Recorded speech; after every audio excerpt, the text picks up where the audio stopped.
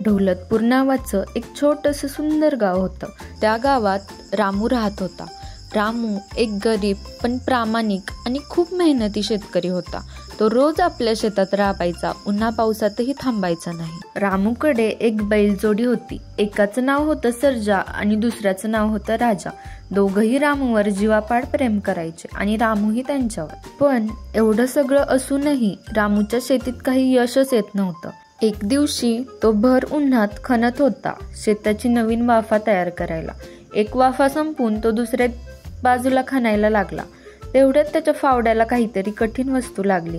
काय असेल हे म्हणत तो वाकून पाहतो आणि त्याच्या हातात येतो एक झळझळता वेगळाच दगड. ना मातीचा ना दगडाचा, जणू प्रकाशाने बनलेला. रामूने दगड नीट पाहिला. त्याच्यावरती काहीतरी कोरलेलं दिसलं.